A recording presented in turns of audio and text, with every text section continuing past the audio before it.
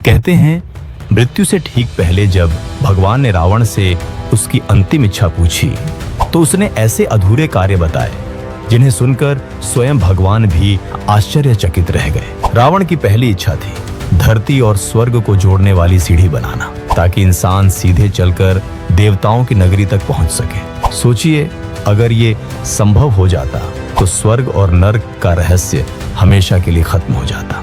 दूसरी इच्छा, वह चाहता था कि कोई भी बच्चा अपने पिता से पहले न मरे।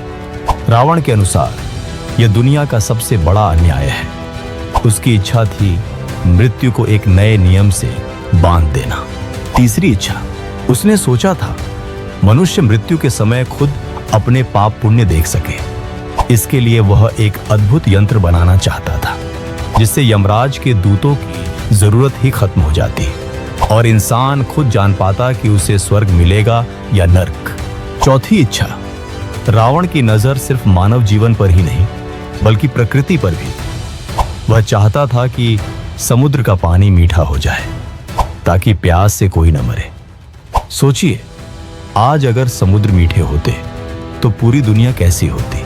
पांचवी इच्छा, उसकी एक और इच्छा थी चांद को उसके काले धब्बों से मुक्त करना।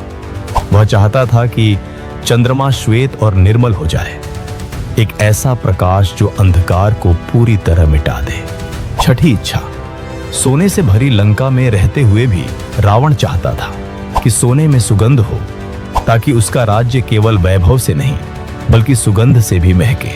सातवीं इच्छा, उसने सोचा था बलि राजा को मुक्त करने का, वही बलि जिसे वामन अवतार ने पाताल में भेज दिया था।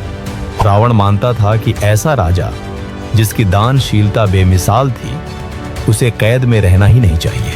आठवीं और सबसे अद्भुत इच्छा, रावण चाहता था कि पृथ्वी का भार उठाने वाले शेषनाग को मुक्त कर दे। उसने सोचा था इंद्र के वज्र और पृथ्वी के लोहे को मिलाकर एक अखंड खंभा बनाएगा जो सृष्टि का बोझ संभाले ताकि शेषनाग विश्राम कर सके। अब सवाल यह है, अगर रावण सच में ये काम पूरे कर देता तो क्या हम आज की दुनिया को पहचान भी पाते? अगर आपको लगता है कि रावण सिर्फ नायक या खलनायक नहीं बल्कि एक रहस्य था तो कमेंट में लिखिए जय श्री राम और इस वीडियो को अपने दोस्तों से शेयर कीजिए।